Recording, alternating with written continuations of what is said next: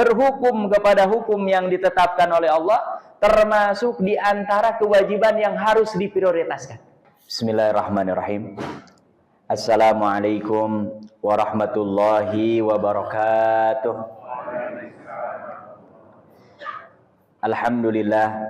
Alhamdulillahil wahidil ahad, al-fardis samad, alladzi lam yalid wa lam yulad wa lam yakul lahu kufuwan ahad. Asyhadu an la ilaha illallah wahdahu la syarikalah wa asyhadu anna Muhammadan abduhu wa rasuluhu alladzi la nabiyya wa la rasula ba'dah. Radina billahi rabba wa bil islami dina wa bi Muhammadin nabiyya wa rasula. Allahumma a'inna ala dzikrika wa syukrika wa husni ibadatik. Subhanaka la ilma lana illa ma 'allamtana innaka antal alimul hakim. Amin ya rabbal alamin. Summa ma ba'du.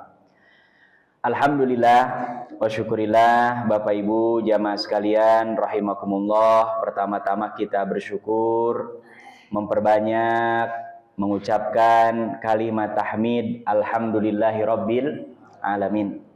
Karena kalau kita renungkan dalam-dalam, banyak sekali karunia-karunia nikmat yang Allah berikan kepada kita. Yang utama adalah nikmat iman, nikmat Islam, termasuk nikmat sehat walafiat. Sehingga alhamdulillah Allah mudahkan langkah kita berada di Masjid Al-Muttaqin ini. Mudah-mudahan ini menjadi saksi dan kita menjadi catatan amal soleh nanti bekal kita pulang menghadap Allah Subhanahu wa ta'ala. Amin ya rabbal alamin.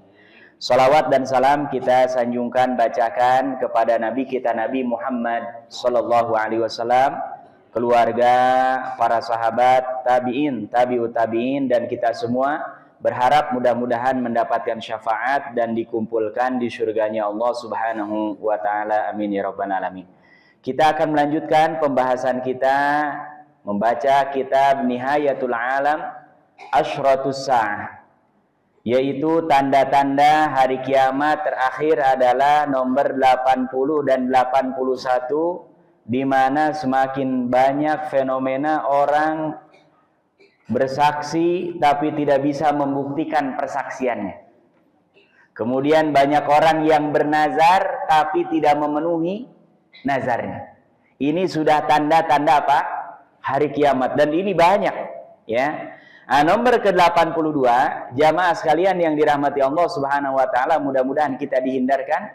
Kata pengarang kitab ini, di antara tanda-tanda hari kiamat adalah annal qawiyya yaqulu dha'ifa. Sesungguhnya mereka yang Allah karuniakan kekuatan senang memakan yang lemah. Ya. Dan ini bertentangan dengan ajaran Islam. Karena kalau ada orang kuat, orang lemah harusnya dibantu. Ya. Tapi kalau orang yang prinsipnya zalim, justru ketika dia punya kekuatan, ada orang yang lemah, maka dia manfaatkan. Nah, makanya ini Masya Allah. Kalau ada di antara kita dititipi kekuatan harta, bukan malah apa? Menyusahkan orang miskin. Justru harusnya orang yang miskin, yang lemah kita apa? Bantu, ya kan? Orang yang dititipi ilmu bukan membodohi orang-orang yang bodoh. Justru malah harusnya apa? Dicerdaskan, diajari. Nah, tapi ini kalau sudah dekat dengan kiamat, di antara tanda-tandanya justru orang-orang yang kuat mereka senang memakan apa? Yang lemah. Dan ini diisyaratkan dalam hadis Rasulullah Sallallahu Alaihi Wasallam yang diriwayatkan oleh Imam Ahmad dari seorang sahabiyah, bahkan ini adalah Ummul Mukminin an Aisyah radhiyallahu anha, yang meriwayatkan hadis ini adalah istrinya Rasulullah Sallallahu Alaihi Wasallam yang bernama Aisyah, semoga Allah meridai kepadanya. Apa kata Aisyah? Dakhala alayya Rasulullah sallallahu alaihi wasallam wa huwa yaqul. Kata Aisyah, pernah masuk ke rumah. Saya sedang dalam rumah, tiba-tiba Rasulullah sallallahu alaihi wasallam masuk sambil mengatakan, "Ya Aisyah, wahai Aisyah, qaumuka, sesungguhnya kaummu, asra'u ummati bi lihaqa. Umatmu adalah yang akan paling cepat ya mengikutiku setelah aku meninggal. Jadi ini sudah diisyaratkan oleh Rasulullah SAW kepada Aisyah bahwa nanti orang-orang Arab, ya umatnya Aisyah, ini mereka akan yang paling cepat menyusul kematian siapa? Bayangkan Bapak Ibu, hari ini anjing satu di Eropa mati, semua orang teriak-teriak. Ini sudah jutaan orang, bahkan per hari bisa ribuan orang, ratusan orang, saudara-saudara kita di Palestina ada yang teriak-teriak. Teriak-teriak pun gak didengar, gak ada yang diproses. Sudah muncul di PBB sidangnya, nggak ada. Sedangkan satu ekor anjing saja di Eropa, itu kalau ada yang mati nggak wajar, itu mereka permasalahkan. Padahal yang namanya manusia dengan makhluk apapun, apalagi dibandingkan dengan anjing, Allah Subhanahu wa taala menjelaskan walaqad karramna bani Adam. Ya, dan ini rata-rata negara-negara yang bergejolak, dulu Irak disusul dengan Libya. Berapa itu yang mati? Ya. Belum lagi baru-baru sekarang ini Sudan pecah jadi dua. Ya. Ini subhanallah. Makanya isyarat Rasulullah SAW tidak mungkin meleset. Qalat, Aisyah kaget. Rasulullah masuk rumah tiba-tiba mengungkapkan ungkapan seperti ini. Dan Bapak Ibu yang dirahmati Allah Subhanahu wa taala, dalam ilmu komunikasi, kalau ada ungkapan seperti ini untuk menarik. Karena yang tidak biasa disampaikan tiba-tiba biasa disampaikan, itu orang akan bertanya-tanya. Makanya ini Aisyah sampai meriwayatkan dan berupa kisah seperti ini, ya, dan mengatakan apa katanya? Falamma jalasa qultu. Ketika Rasulullah SAW tadi kan baru buka pintu, udah langsung ngomong Rasulullah seperti itu. Ketika masuk duduk, kata Aisyah, saya bertanya lagi kepada Rasulullah SAW. Ya Rasulullah, ja'alanillahu fida'aka. Wahai Rasulullah SAW, ini orang Arab di antara sumpahnya adalah Rasulullah, Allah menjadikan aku sebagai apa? Nah, sebagai penggantimu, sebagai bayarannya. Ya, ini bagian daripada sumpah. Ketika orang Arab mengucapkan ini, biasanya ini ada taukid penegasan. Apa yang membuat Aisyah tertegun? Laqad dakhalta wa anta taqulu kalaman za'arani. Engkau tadi masuk dan mengucapkan ungkapan yang ini membuat saya semakin bingung dan bertanya-tanya. Maksudnya apa? Karena kata Rasulullah, sesungguhnya umatku yang akan paling cepat menyusulku adalah siapa? Kaummu wahai Aisyah. Kemudian apa kata Nabi SAW? Wa ma huwa? Apa itu yang membuatmu tertegun dan merasa aneh? Qalat. Kemudian Aisyah mengatakan, jadi Nabi seolah-olah tidak tahu, ya kan, apa yang tadi disampaikan. Taz'umu anna qaumi asra'u ummatika bika lihaqa. Tadi engkau mengatakan bahwa kaumku, kata Aisyah, adalah umatmu yang paling cepat menyusulmu. Maksudnya ini apa? Ya.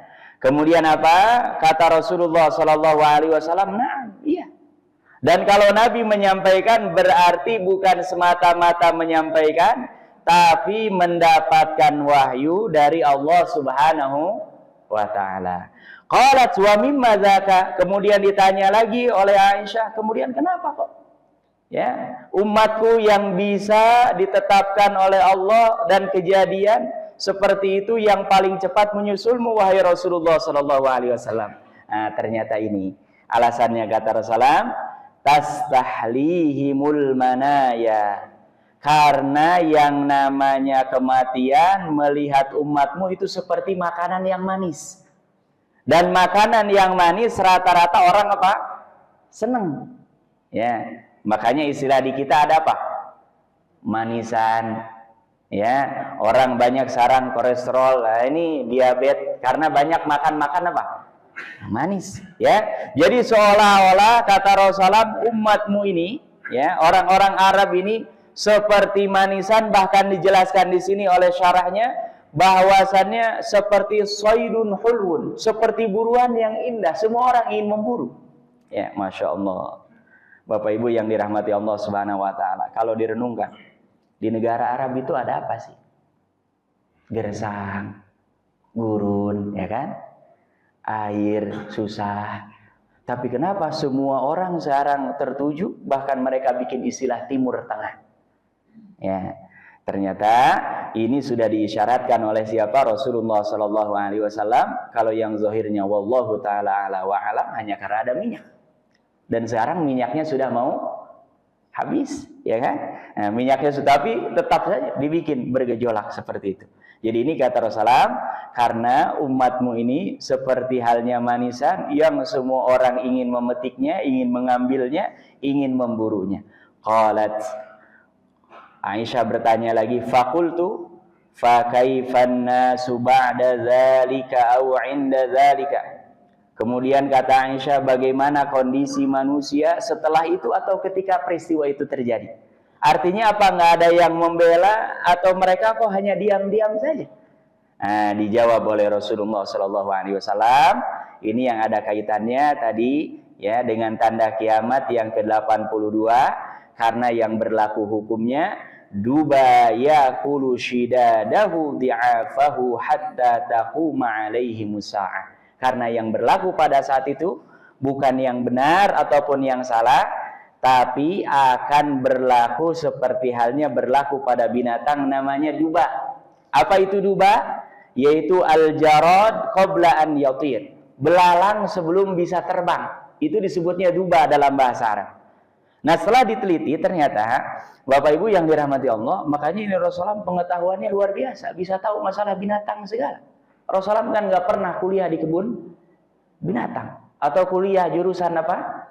Binatang. Tapi kata Rasulullah, yang berlaku seperti halnya belalang yang belum punya sayap untuk terbang, itu biasanya yang makanannya, karena dia nggak bisa nyari makanan, ya, memakan yang kuat memakan yang apa? Yang lemah. Sampai kapan ini akan terjadi?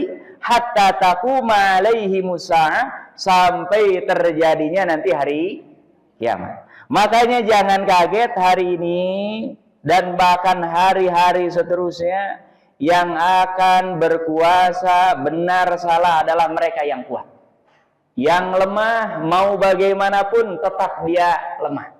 Ya, padahal standarnya kalau pakai hukum Islam, yang namanya orang walaupun lemah tapi dia benar harus dibantu, harus ditolong. Walaupun dia kuat, kalau dia salah maka tidak boleh dia apa? Seenaknya tidak dihukum.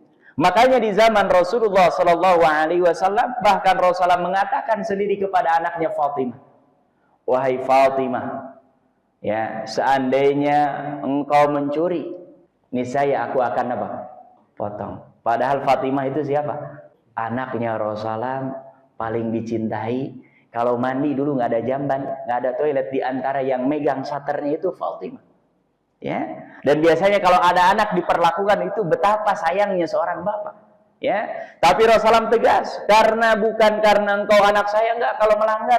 Bahkan Rasulullah Shallallahu Alaihi Wasallam pernah marah semarah-marahnya ketika ada seorang di antara pembesar Quraisy yang dia ketahuan berbuat jarimah, ya, berbuat dosa besar, kemudian minta syafaat, minta supaya nggak dihukum, dan nyari orang terdekatnya. Siapa? Zaid bin Harisah. Siapa Zaid bin Harisah? Ini adalah Habibu Rasulullah sallallahu, orang dekat yang paling dicintai. Makanya biasanya itu nyari orang-orang yang dekat supaya diringankan hukumnya, nggak boleh. Bahkan kita kalau jadi pejabat kumpulkan anak. Kamu kalau melanggar 2 kali daripada masyarakat biasa. Bukan seperti sekarang rusak, makanya hukum. Kenapa? Orang yang kuat ketika melanggar bukan dihukum, malah apa? Undang-undangnya yang diganti, peraturannya yang dirubah, ya kan? Nah, ini repot. Tapi kalau ada orang lemah, dia melanggar, bukan hanya hukuman, tapi justru malah hukumannya ditambah dan bertambah-tambah, ya. Ini tidak benarkan dalam ajaran agama kita. Makanya kita mulai dari diri kita, Bapak Ibu yang dirahmati Allah Subhanahu wa taala, kita kalau salah minta maaf. Ini biasakan dalam keluarga. Suami, istri, Termasuk kepada anak kita, kalau salah apa?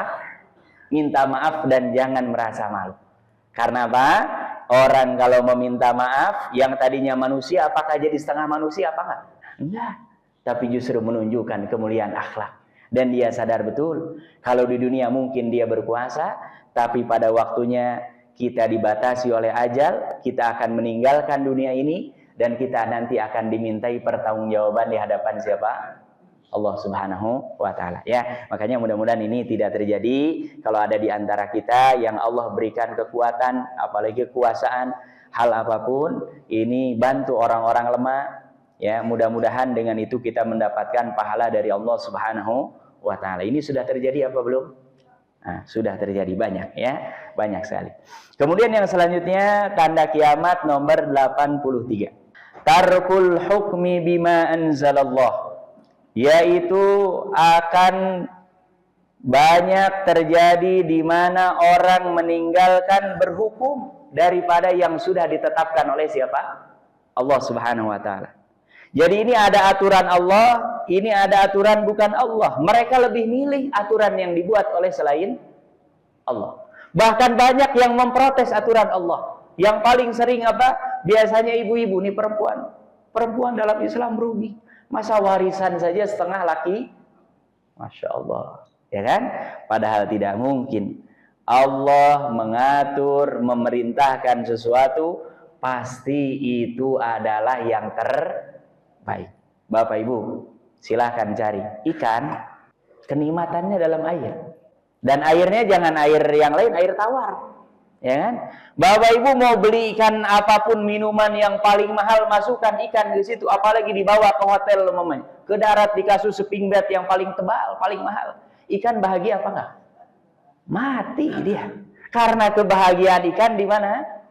Di air. Kita pun sudah Allah atur nih supaya sesuai. Agama ini tujuannya supaya kita selamat di dunia, selamat di akhirat. Tapi kalau aturan selain Allah, apalagi yang bertentangan dengan hukum-hukum Allah, itu kalaupun ada maslahatnya, manfaatnya hanya manfaat sesaat.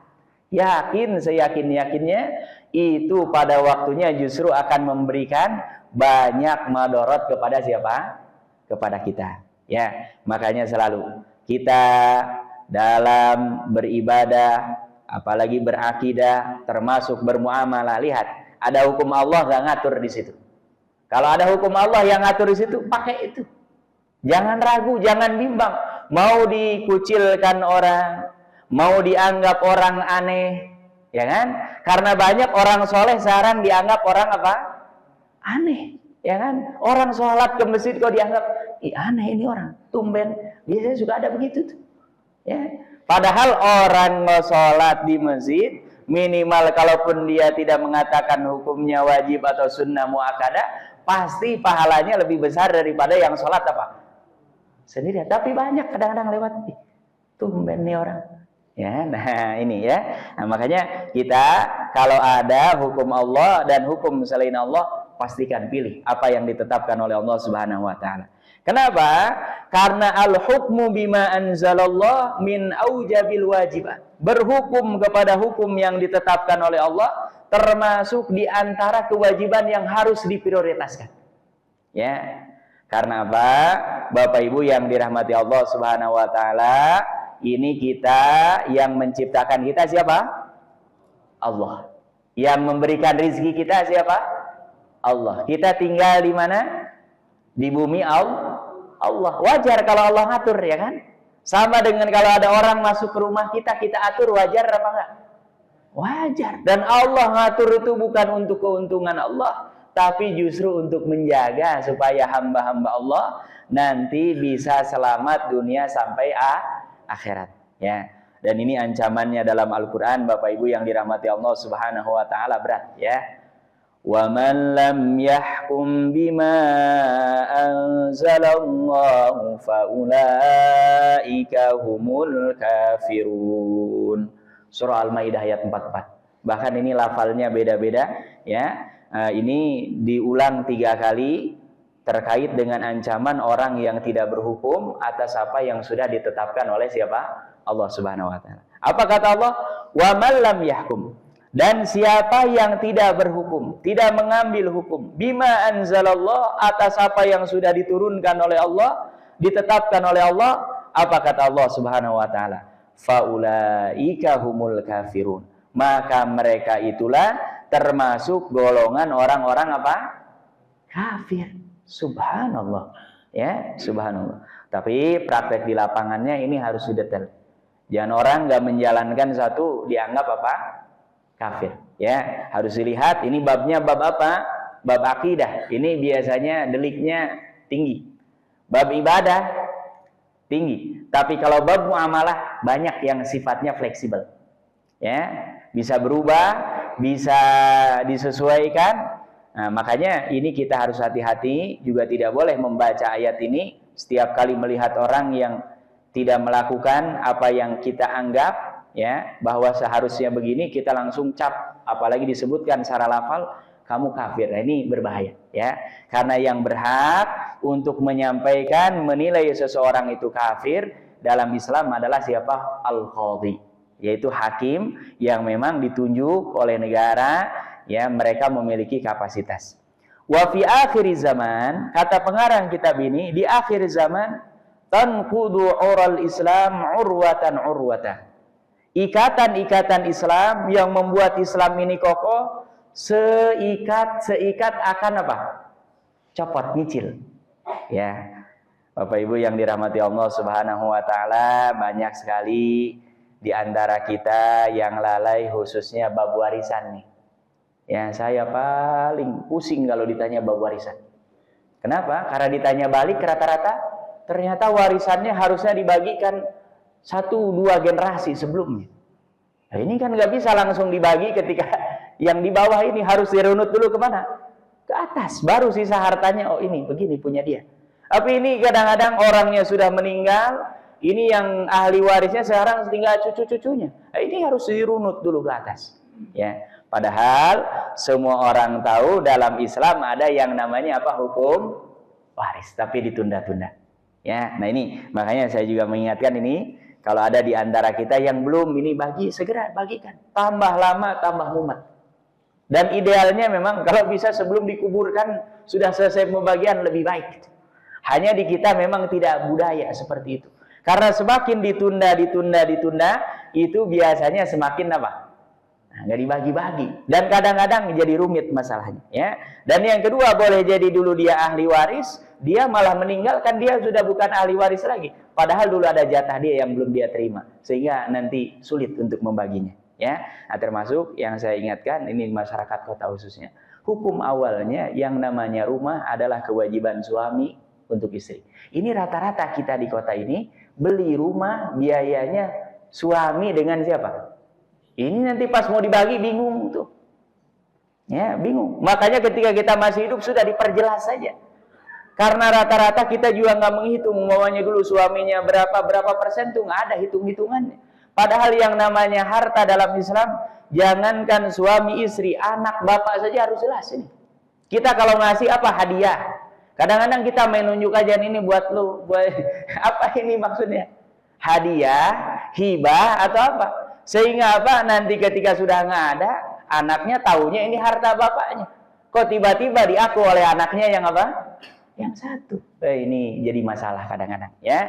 Nah, makanya ini harus diperjelas karena banyak juga rumah ini dulu biayanya nyicilnya bareng suami istri, suaminya meninggal. Ini kata istrinya enggak, ntar dulu. Karena ini rumah sebagian ada harta siapa? Hanya nggak ketahuan berapa persen.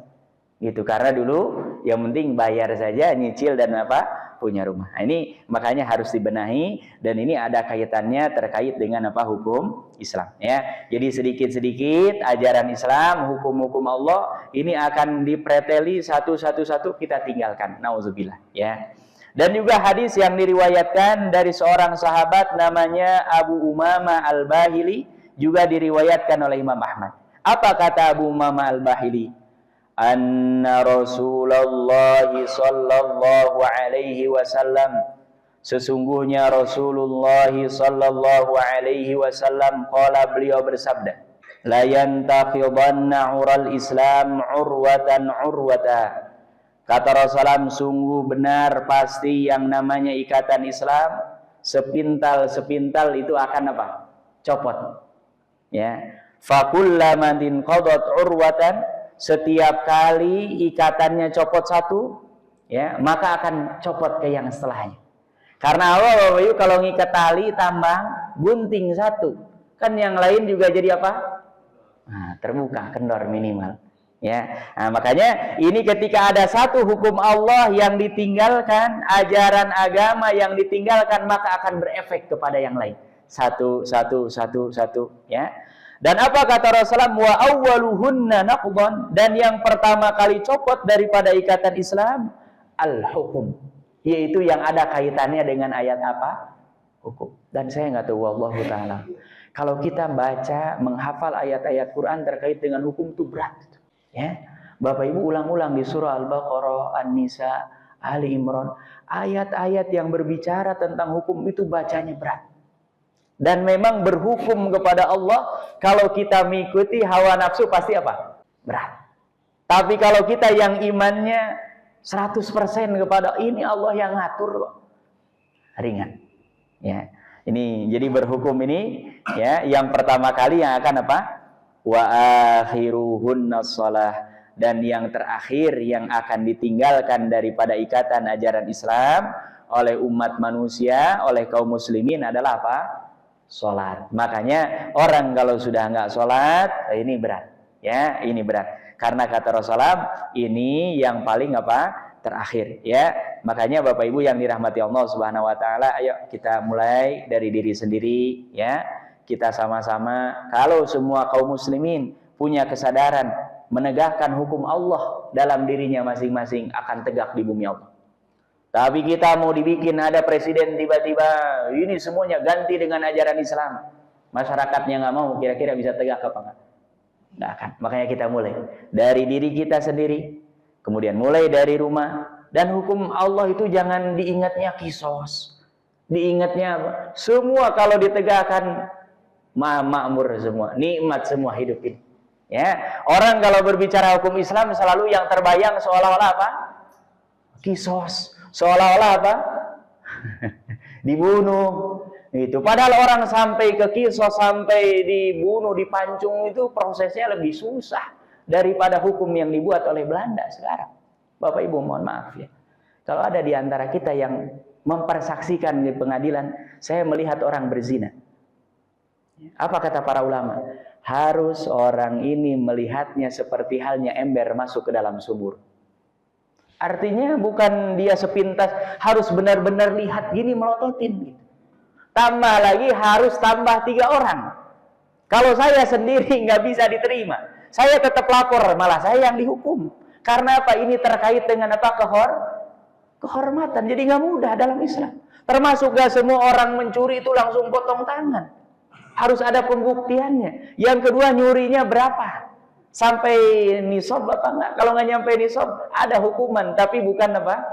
Potong tangan. Namanya takzir. Ditentukan oleh siapa yang menghukum. Nggak ditentukan oleh agama. Apa ini yang bisa membuat dia jerah? Ya. Nah, tapi kita rata-rata kalau berbicara, oh hukum Islam, ingatnya langsung cambuk, ingatnya langsung apa? Pancung. Padahal hukum Islam itu kita sejahtera, ekonominya menggembirakan, ya. Kemudian apa? Masyarakatnya, sosialnya juga tidak ada yang mengganggu satu sama lain, itu hukum Islam, ya. Orang yang kuat membantu yang lemah, yang kaya nolong yang miskin, itu hukum Islam, ya. Tapi kita seolah-olah kalau nanti akan tegak di Indonesia syariat Islam, maka yang tergambar apa? Siap-siap nih kalau ada yang nyolong, dipotong tangan, ya. Nah, ini bagian kecil daripada ajaran Islam, ya. Ini Masya Allah. Makanya ini kita berdoa kepada Allah Subhanahu Wa Taala, ya. Ini kita harus sudah mulai punya kesadaran, apapun yang terkait dengan hukum-hukum, apalagi yang sifatnya wajib, kita jangan ragu, jangan bimbang, ya. Karena Allah Subhanahu Wa Taala tidak pernah mengambil sedikit pun keuntungan ketika kita berhukum dengan hukum Allah Subhanahu wa Ta'ala. Tapi ini dalam rangka menjaga kita menjaga keluarga kita, menjaga masyarakat kita supaya hidup di dunia dengan hidup yang aman, damai, tentram, ya, sesuai yang diinginkan oleh penciptanya, yaitu siapa? Allah Subhanahu wa taala. Bapak Ibu yang dirahmati Allah Subhanahu wa taala, itu tanda yang ke-83. Tanda yang ke-84. Kasratur rum wa qillatul arab. Ciri-ciri hari kiamat, ini orang yang kerja di BPS mungkin yang tahu ya. Semakin bertambah banyaknya mereka yang sukunya adalah suku Romawi. Wa qillatul arab, dan semakin sedikit orang Arab. Jadi di antara tanda-tanda hari kiamat, orang-orang yang mereka keturunan Romawi itu akan semakin banyak tuh. Sedangkan mereka yang asalnya dari Arab akan semakin apa? Sedikit. Dan ini Bapak Ibu yang dirahmati Allah Subhanahu wa taala, ini sudah banyak fenomena ini. Saya kaget ketika datang ke Dubai. Dubai itu Masya Allah, negara Arab murni, di tengah-tengah negara Teluk. Tapi bahasanya semuanya English. Jarang orang ngomong bahasa Arab. Bahkan saya perhatikan itu yang lalu lalang dalam aktivitas itu. Mana ini orang Arabnya? Semuanya orang-orang apa?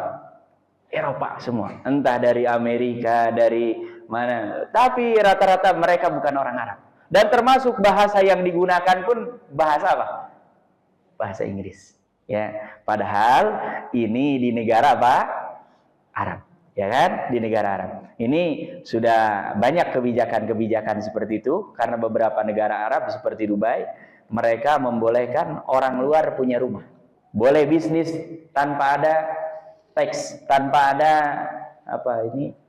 pajak, nggak dipajakin, gitu. Ya, makanya Dubai jadi pusat apa? Ekonomi bisnis dunia.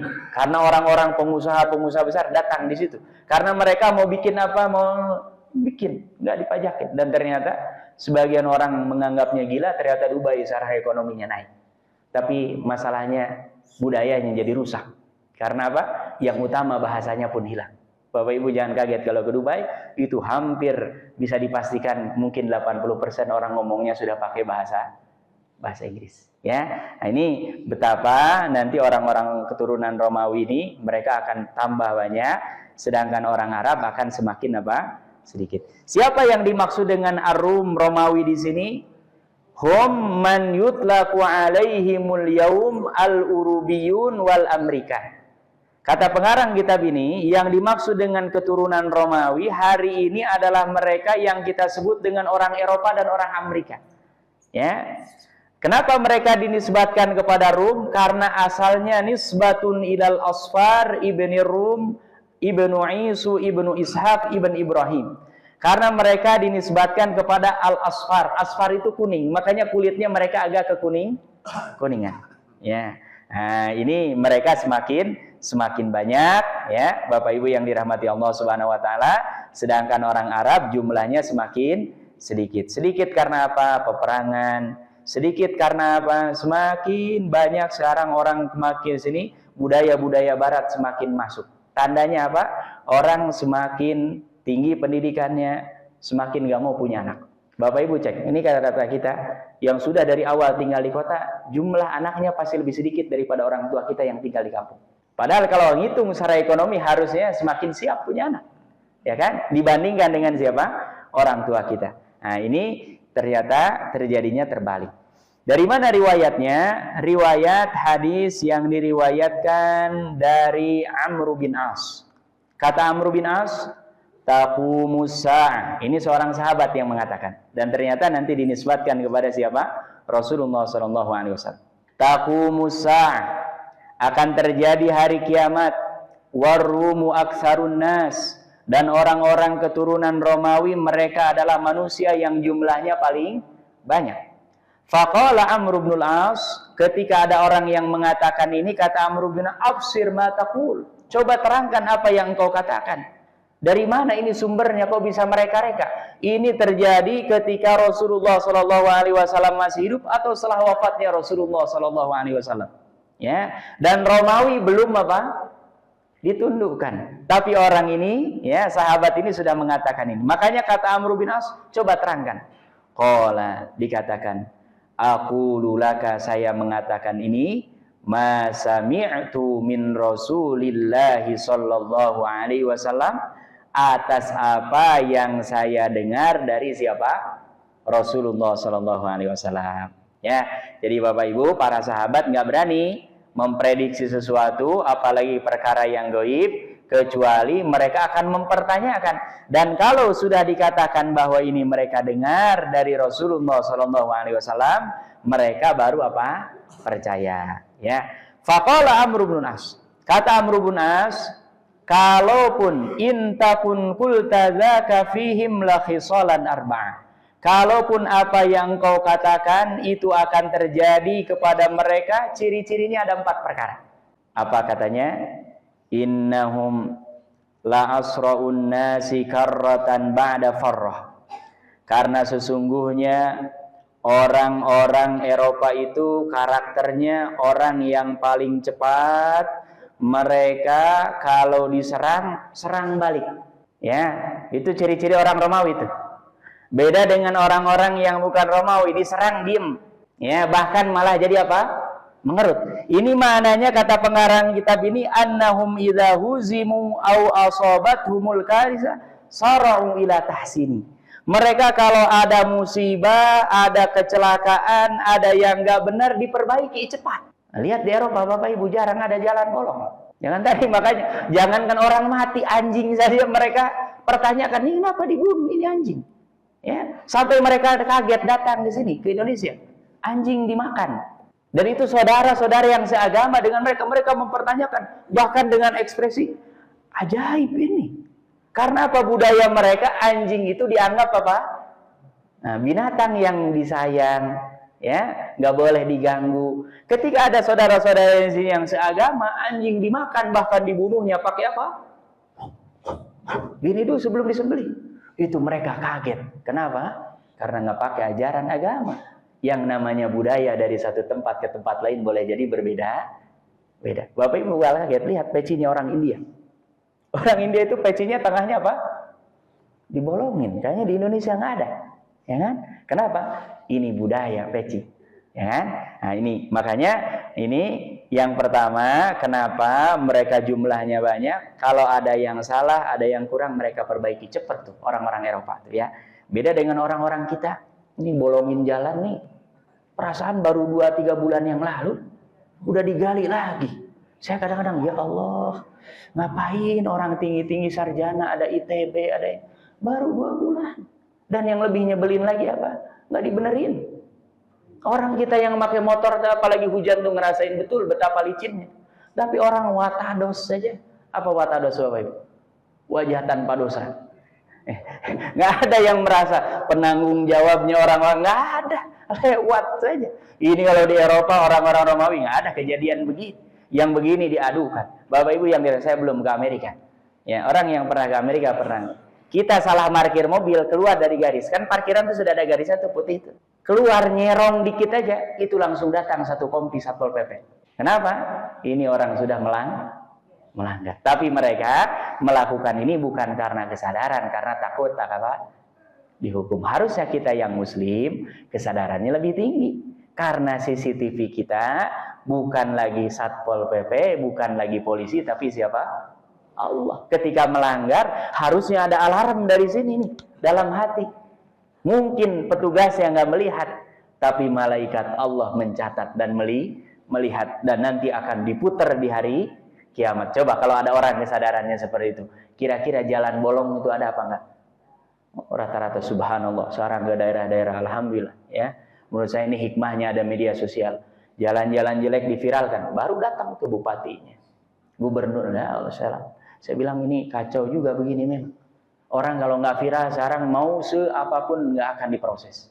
Nah ini berbahaya ya. Nah makanya mudah-mudahan kita ditolong oleh Allah Subhanahu wa Ta'ala. Ini kenapa jumlah orang Romawi lebih banyak. Di antaranya disebutnya di sini mereka kalau ada kekurangan langsung mereka apa?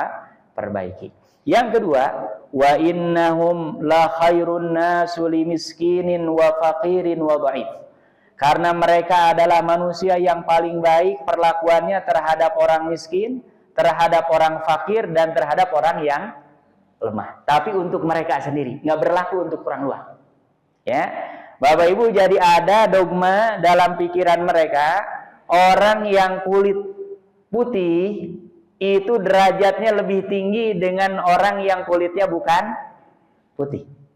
Makanya Amerika, suku asalnya kulitnya warna apa? Hitam. Tapi karena mereka meyakini ini, disikat habis. Ya, dan dilipat dalam lipatan sejarah. Dan itu mulai dibuka. Makanya ketika ada orang kulit hitam jadi presiden, itu seolah-olah angin segar. Ya, karena apa? Itu semua dunia tahu betul. Aslinya orang Amerika itu dulu mereka koboi-koboi yang hidupnya di hutan-hutan dan lain sebagainya. Nah, tiba-tiba setelah Perang Dunia ke-1, mereka rubah bikin bangunan-bangunan dan yang mereka datangkan adalah bukan penduduk asli. Penduduk aslinya mereka habisi, disisakan sedikit saja. Ya. Nah, tapi ini mereka kalau kepada sama mereka ada yang miskin, ada yang fakir, ada yang lemah mereka bantu. Tapi kalau kepada selain suku mereka, mereka justru memperlakukan seolah-olah mereka adalah setengah manusia. Ya. Kemudian apa yang ketiga? Wa innahum, dan mereka orang-orang keturunan Romawi itu la ahlamun nasi 'inda fitnah. Orang yang paling cerdas, paling tenang ketika terjadi apa? Gonjang-ganjing fitnah. Ya, ketika ada ujian, cobaan, orang-orang Romawi itu lebih santai merenung, gitu ya. Biasanya orang kalau sedang ada gonjang-ganjing malah apa? Nah, tidak tenang. Tapi ini mereka santai, ya. Kemudian yang keempat, warabi'ah hasanatun jamilatun wa annahum la amna'un nasi min zulmil muluk.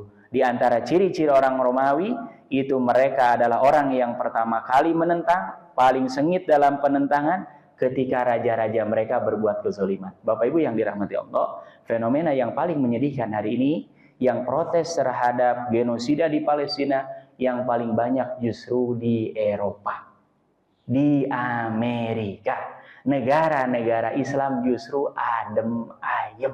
Tidak pernah dalam sejarah itu negara-negara Eropa seperti sekarang. Di kampus-kampus wisuda mereka pakai mengingatkan ini Palestina ada sesuatu. Di tempat-tempat umum bahkan demonstrasinya jauh lebih besar daripada di negara-negara Islam. Termasuk Indonesia ini yang biasanya turun ke jalannya banyak. Ini sekarang kalah dengan mereka yang ada di Eropa. Karena apa? Mereka pakainya pakai akal sehat. Mereka tidak seagama. Mereka tidak sepemikiran. Tapi mereka melihat ini kalau terjadi kepada diri mereka, kira-kira mereka akan diam atau tidak? Tidak akan diam. Dan ini sudah kemungkaran yang jelas-jelas zahir. Tidak perlu pakai standar agama. Siapapun yang punya akal sehat akan melihat bahwa ini tidak dibenarkan. Apalagi cara-cara yang dilakukan oleh orang-orang Israel bertentangan. Mereka pakai senjata api dan lain sebagainya. Ini sudah kelebihan, ya. Makanya Bapak Ibu yang dirahmati Allah Subhanahu wa taala, ini diantaranya, dan memang nampaknya saya tidak tahu jumlah pastinya hari ini. Memang keturunan-keturunan asalnya dari Romawi, mereka jumlahnya akan lebih banyak ketimbang dibandingkan dengan saudara-saudara kita yang berasal dari negara Arab. Dan indikasi-indikasinya negara Arab dari dulu sampai sekarang, dulu ada perang Irak dengan Kuwait, ya. Kemudian Irak pemimpinnya diberangus, Libya juga sama, Sudan sekarang pecah, Mesir mau digoyang-goyang ini sekarang. Al-Azhar sudah mengeluarkan fatwa tiba-tiba dicabut. Karena mengingatkan presidennya ini Palestina kok didiamkan saja, padahal Mesir adalah pintu yang paling dekat dengan apa? Palestina. Sekarang dihapus tuh dari websitenya, ya. Nah, kemudian negara-negara Teluk semuanya mereka bungkam karena apa? Mereka ada hal-hal yang mereka takuti selain Allah Subhanahu wa taala, ya. Dan diantaranya Bapak Ibu yang dirahmati Allah Subhanahu wa taala, ini sudah dijelaskan oleh Rasulullah Shallallahu alaihi wasallam bagian daripada tanda-tanda hari kiamat. Yang terakhir 85 Bapak Ibu yang dirahmati Allah, ini saya kira ya tanda-tanda yang sudah sangat nampak jelas, yaitu apa? Istifadatul mali wa kasratihi bainan nas. Semakin banyaknya harta dan beredar di antara manusia, ya. Kita dulu punya uang 100.000 tuh banyak banget itu, ya. Apalagi sebelum krisis moneter, ya kan? Nggak tahu dulu gaji ASN berapa itu, kayaknya cuma 400 rupiah ya, subhanallah, 400.000. Bahkan orang sebagian kayak tentara, polisi itu nggak dikasih uang, cuma dikasih beras tuh. Dikasih apa gitu dulu. Saya ingat yang masih ASN begitu. Subhanallah, sekarang harta semakin banyak apa semakin berkurang? Jalanan tambah macet apa tambah kotor? Kosong. Nah, berarti bertambah apa berkurang? Bertambah, ya kan? Ini tandanya ya, yang namanya hari kiamat sudah semakin dekat apa semakin jauh? Sudah semakin dekat. Kenapa? Karena dulu di masa Rasulullah Shallallahu Alaihi Wasallam, kata pengarang kitab ini, "Ashal muslimun sinin mutatabi'ah ma Rasulillah Shallallahu Alaihi Wasallam." Itu mereka hidup bertahun-tahun dengan Rasulullah Shallallahu Alaihi Wasallam, hidupnya dalam kondisi yang sangat apa? Menyedihkan. Nabi kita makanannya sehari itu hanya air putih dengan kurma. Itu hampir setiap hari begitu. Ya, ada di antara kita yang hari ini makan nasi dengan garam doang, ada? Saya nggak terlalu begitu yakin. Ya, minimal orang sekarang kalau nggak punya uang beli makanan yang sudah jadi ke warteg, itu udah berapa macam. Ya, nah ini Rasulullah makanannya hanya apa? Air putih dengan apa? Kurma. Para sahabat pun begitu. Makanya Bapak Ibu dikenal dalam sejarah, Mus'ab bin Umair itu meninggal kain kafan aja nggak punya. Sampai diadukan kepada Rasulullah, bagaimana ini kami mengkafaninya? Karena bingung, diangkat ke atas, bawahnya kebuka, diangkat ke bawah, atasnya terbuka. Kalau kita meninggal, kira-kira nih nggak punya buat beli kain kafan, ada nggak yang akan ngasih? Banyak kayaknya sekarang. Karena ada yayasan, ada masjid. Bahkan saya rata-rata melihat, wallahu ta'ala, baik di kampung ataupun di sini, kain kafan itu orang ngasih, disediakan oleh masjid. Itu. Jadi kita Bapak Ibu kalau nggak punya kain kafan nggak perlu khawatir, yakin pasti ada yang mengkafan. Ini sahabat saking nggak adanya, mereka kain kafan pun sampai diganti, kata Rasulullah, sudah tutup bagian atasnya, bawahnya tutup dengan daun idkhir. Nah, apa daun idkhir? Daun bidara. Subhanallah, ditutup. Jadi separuhnya pakai baju, separuhnya pakai apa? Daun. Kira-kira ada nggak sekarang yang meninggal pakai daun? Kayaknya nggak ada, apalagi gede bau pisangnya. Nah, kayaknya nggak mungkin, ya. Ini tandanya bahwa semakin. Sedangkan setelah itu Rasulullah meninggal, para sahabat banyak lagi memerdekakan negara baru, kawasan baru, banyak dapat apa? Ghanimah, ya. Sampai ada seorang sahabat namanya Salman Al-Farisi, saking banyaknya harta. Jadi Salman ini tipe sahabat yang kalau lihat harta itu nggak betah. Rata-rata kita kalau hartanya banyak betah apa nggak? Betah, ingin nambah lagi. Salman itu nggak bisa. Dia sampai kabur ke daerah pedalaman. Makanya Salman Al-Farisi ini kata Rasulullah sudah disyaratkan, dia akan beriman sendirian. Kemudian akan mati sendirian. Betul, ketika meninggal nggak ada yang mendampingi, sendiri. Ya. Nah, ini kita manusia ada kecenderungannya justru malah senang dengan apa? Harta. Ya, dengan harta. Nah, ini ketika Rasulullah sudah meninggal, banyak dibuka daerah-daerah baru, banyak mendapatkan ghanimah, banyak di antara sahabat yang akhirnya tambah kaya, tambah kaya, tambah kaya. Sampai hari ini, Bapak Ibu yang dirahmati Allah Subhanahu wa taala, yang disyaratkan dalam tanda-tanda sebelumnya, mereka yang dulunya adalah pengembala kambing akan menjadi negara dengan gedung-gedung tertinggi, dan ini sudah menjadi realita hari ini. Kita lihat gedung-gedung tertinggi adanya di negara Arab. Padahal dulu mereka adalah hanya pengembala kambing, ya. Dan ini diisyaratkan oleh Rasulullah SAW dalam hadis yang diriwayatkan oleh Abu Hurairah, dan hadis ini muttafaqun alaih. Kata Abu Hurairah, annan nabiyya sallallahu alaihi wasallam qala, sesungguhnya Nabi kita Nabi Muhammad sallallahu alaihi wasallam, beliau bersabda, la taqumus sa'ah, tidak akan terjadi hari kiamat hatta yaksura fikumul mal, sampai terdapat banyak pada diri kalian harta yang jumlahnya sangat apa? Sangat banyak, ya. Apa maknanya di sini Bapak Ibu yang dirahmati Allah? Kita tidak mungkin menolak harta. Karena di antara fitrah tabiat manusia senang dengan apa? Harta. Tapi yang harus kita pastikan harta yang ada pada diri kita adalah harta yang dibenarkan menurut siapa? Allah Subhanahu wa taala. Mudah-mudahan yang Allah titipkan karunia harta yang banyak menjadi harta yang berkah, harta yang bermanfaat, yang sedikit pun mudah-mudahan Allah Subhanahu wa taala berikan keberkahan, karena banyak sedikit kalau sudah berkah, insya Allah akan bernilai tinggi di hadapan Allah Subhanahu wa Ta'ala. Saya kira ini kita berhenti di tanda-tanda yang ke-85. Mudah-mudahan ini jadi isyarat, mudah-mudahan ini jadi pengetahuan bagi kita. Kalau ada yang negatifnya, kita tinggalkan. Kalau ada sisi-sisi positifnya pada diri kita lanjutkan, dan kita kalau perlu sebarkan dan dakwahkan kepada saudara-saudara kita. Ini yang bisa disampaikan. Wallahu ta'ala ala wa alam. Subhanakallahumma wa bihamdika asyhadu an la ilaha illa anta astaghfiruka wa atubu ilaik. Wassalamualaikum warahmatullahi taala wabarakatuh. Alhamdulillah.